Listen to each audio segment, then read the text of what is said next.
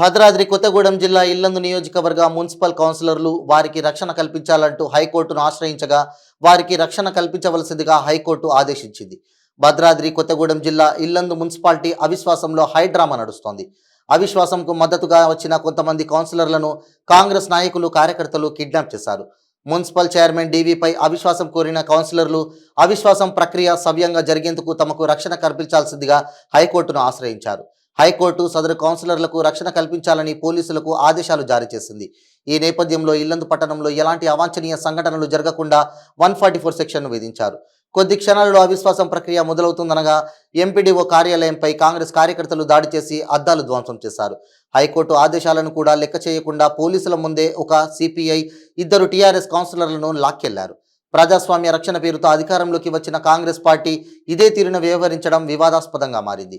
సంఘటనా స్థలానికి చేరుకున్న మాజీ ఎమ్మెల్యే బీఆర్ఎస్ నాయకురాలు హరిప్రియా నాయక్ కిడ్నాప్ ఘటనపై పోలీసులను నిలదీశారు. అవిశ్వాసం ప్రక్రియను సజావుగా సాగేందుకు రక్షణ కల్పించాల్సిన పోలీసులు పూర్తిగా విఫలమయ్యారు. హైకోర్టు ఆదేశాలు ఉన్నా పోలీసులు 144 సెక్షన్ విధించిన అధికార పార్టీ నాయకులు అవేవీ వర్తించలేదని ప్రతిపక్ష బీఆర్ఎస్ శ్రేణులు ఆవేదన వ్యక్తం చేస్తున్నారు.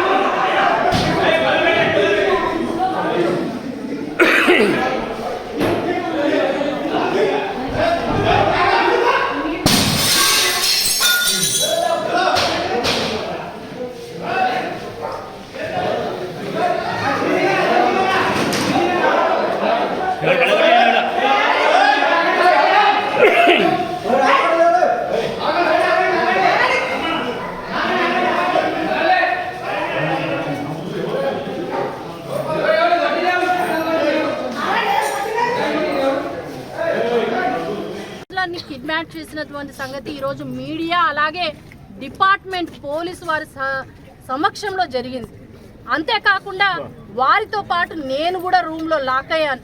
ఉక్కు నాగేశ్వరరావు గారిని లాక్కుంటూ వెళ్లే పరిస్థితిలో నన్ను కూడా వారితో పాటు రూమ్లో లాక్ చేసినప్పుడు గౌరవ కలెక్టర్ గారికి ఫోన్ చేశాను, డిఎస్పీ గారికి కాల్ చేశాను. మేము పలానా ఎంపీడీఓ ఆఫీస్లో మమ్మల్ని లాక్ చేశారు, వచ్చి తీసుకెళ్ళండి అనేసి అన్నా కూడాను మళ్ళీ అక్కడి నుంచి కుక్కు నాగేశ్వరరావు గారిని తప్పించేంత వరకు ఎవరు కూడాను అక్కడ కనిపించినటువంటి సందర్భం లేదు. 144 సెక్షన్ అన్నారు. మరి 144 సెక్షన్ ఉంటే నిజంగా డిపార్ట్మెంట్ కనుక హైకోర్టు ఉత్తర్వులను బేఖాతరు చేస్తుంటే కనుక వారు ఖాతరు చేసి ఈరోజు ప్రొటెక్షన్ ఇచ్చుంటే 144 సెక్షన్లో మనం చూస్తూ ఉంటే కోరం కనకయ్య గారు లాక్కెళ్ళినటువంటి విజువల్స్లో మున్సిపాలిటీ ఆఫీస్ క్లియర్గా కనబడతా ఉంది. మరి ఎలా వచ్చారు వాళ్ళ రౌడీ అనుచరులు అనేది కూడా మేము ప్రశ్నిస్తూ ఉన్నాం.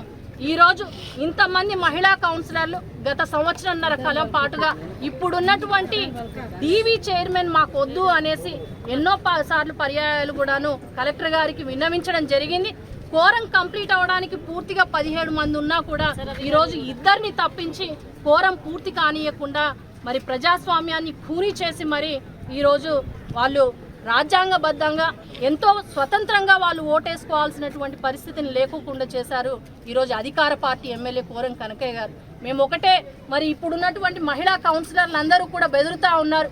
మా రక్షణకి ఎవరు బాధ్యులు అనేసి వాళ్ళు చెప్తా ఉన్నారు. మరి స్వయంగా లాక్కెళ్తున్నటువంటి ఫోటోలు కావచ్చు, వీడియోస్ కావచ్చు కలెక్టర్ గారికి పంపించడం జరిగింది. ఎస్పీ గారితో మాట్లాడి ఎస్పీ గారికి కూడా పంపించడం జరిగింది. మేము ఒకటే న్యాయం కోరుతా ఉన్నాము. ప్రజాస్వామ్యబద్ధంగా మరి ఏదైతే కోరం కంప్లీట్ అవ్వడానికి అందరూ వచ్చి ఉన్నా కూడా ఇద్దరిని దౌర్జన్యంగా లాక్కెళ్ళినటువంటి పరిస్థితిని దృష్టిలో పెట్టుకొని మరలా మున్సిపాలిటీలో అవిశ్వాసం మేము కోరుతా ఉన్నాము. అలాగే ఎవరైతే ఇక్కడ ఉన్నటువంటి కౌన్సిలర్ని తీసుకెళ్లారో అధికార పార్టీ ఎమ్మెల్యే కోరం కనకయ్యపై కూడా మరి చర్యలు తీసుకోవాల్సిందిగా, వాళ్ళందరిపైన వారి అనుచరుల పైన కూడా కేసు ఫైల్ చేయాల్సిందిగా, 144 సెక్షన్ని మరి డీవియేట్ చేస్తూ వాళ్ళు ఏ విధంగా తీసుకెళ్లారో కూడా ఎస్పీ గారు కూడా అలాగే కలెక్టర్ గారు కూడా మాకు సమాధానం చెప్పాల్సినటువంటి అవసరం ఉంది. We want justice from the అధికారం. We want justice. We want justice. We want justice. We want.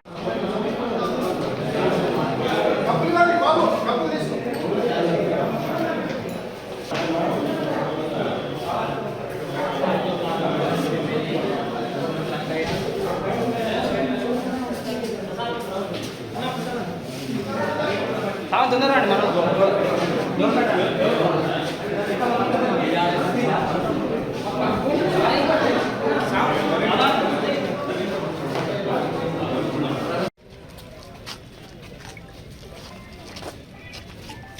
SP గారు ఇక్కడికి వచ్చిన వ్యక్తిని తీసుకెళ్ళాలి. I want him right now. I want him right now. మీకు నేను ఫోన్ చేసి చెప్పాను.